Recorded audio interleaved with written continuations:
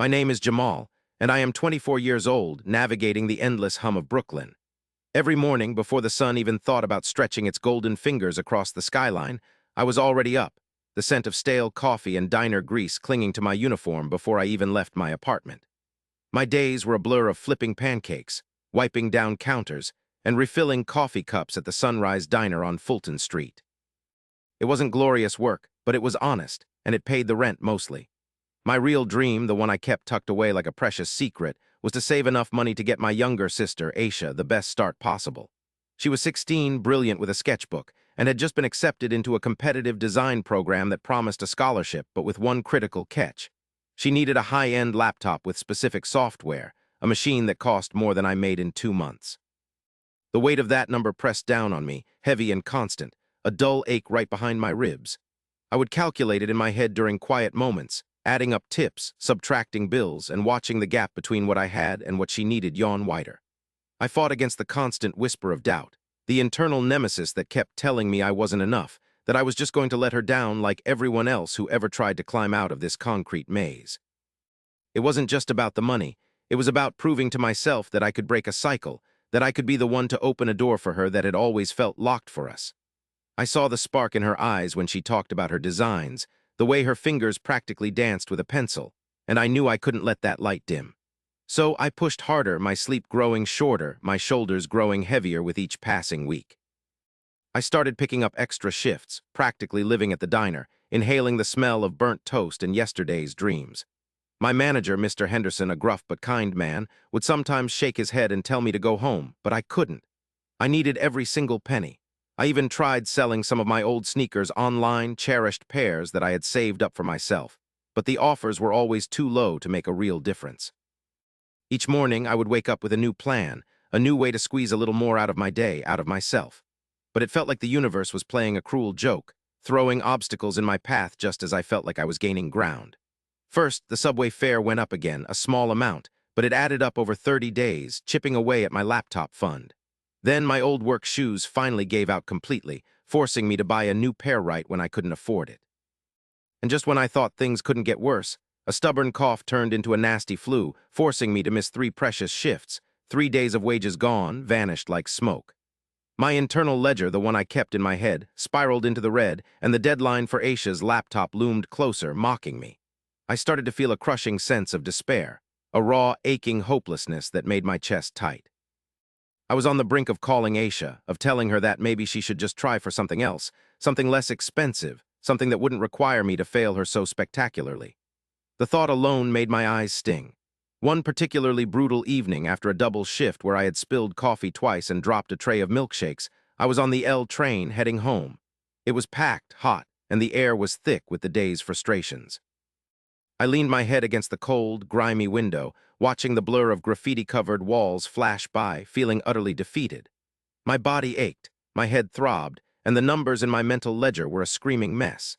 Aisha's dream, my dream for her, felt impossibly out of reach. I was so exhausted, so emotionally drained, that I actually felt tears stinging my eyes, something I hadn't allowed myself to do in years. I closed my eyes, picturing her bright smile, and the image just made the knot in my stomach twist tighter. I just wanted to give up. Then the train lurched to a halt, plunging the car into an even deeper silence, punctuated only by sighs and grumbles. "We are experiencing an indefinite delay," the automated voice droned, making my despair complete. I just sat there, slumped, ready to let the city swallow me whole. The air in the subway car was thick with exasperation, every passenger radiating impatience and frustration, a perfect reflection of my own internal storm. I kept my eyes closed, wishing I could disappear into the grimy seat, wishing I wasn't late again, wishing I hadn't failed Aisha. Just as I felt the last sliver of hope drain away, a small, bright sound cut through the silence. It wasn't the screech of the brakes or the rumble of another train. It was music. A soft, clear melody, played on a ukulele, starting hesitant, then gaining confidence. I slowly opened my eyes. Across the aisle, a man I hadn't noticed before, probably in his late 50s, with kind eyes and a salt and pepper beard, held a ukulele. He didn't say a word, just started strumming a happy, upbeat tune, a melody so infectious and unexpected in that tense, suffocating space that it felt like sunshine breaking through a cloud. At first, people just stared, surprised, but then a few cautious smiles started to spread. Someone near the doors began tapping their foot. A little girl sitting on her mother's lap giggled and clapped her hands.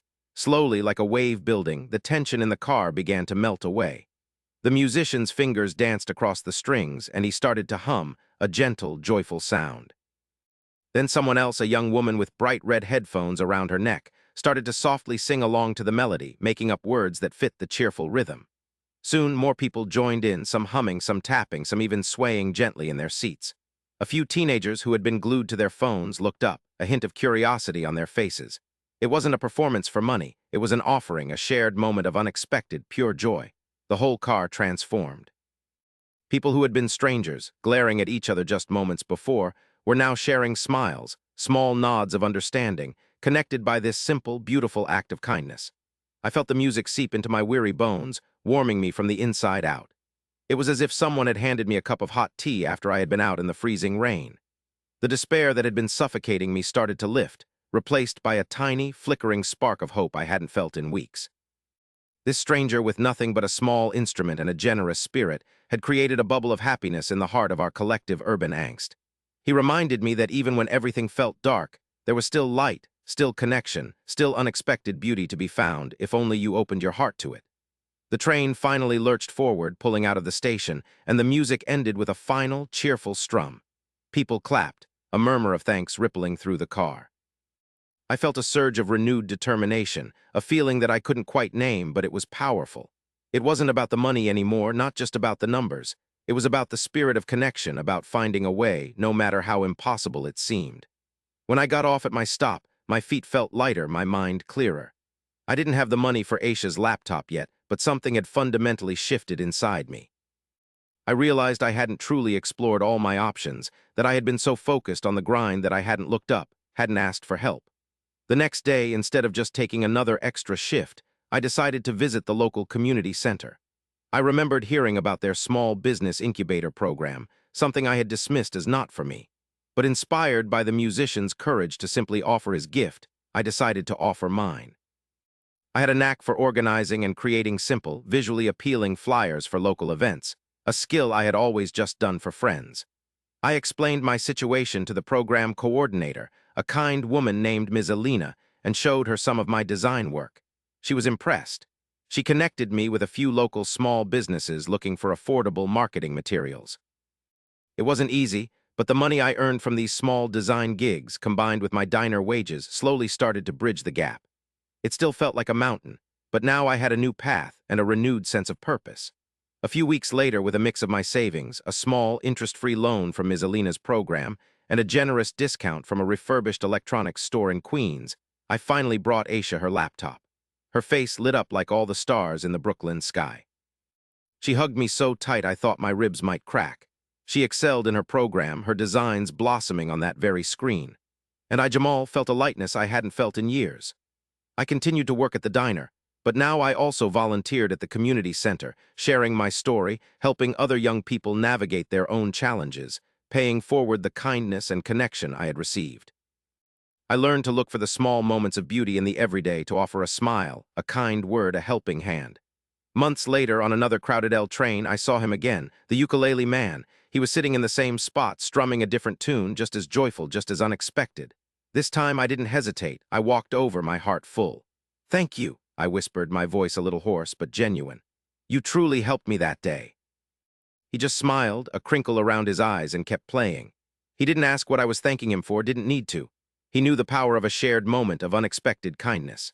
As the train rolled through the tunnels and his music filled the car, I found myself tapping my foot, then humming along. I wasn't just a passenger anymore.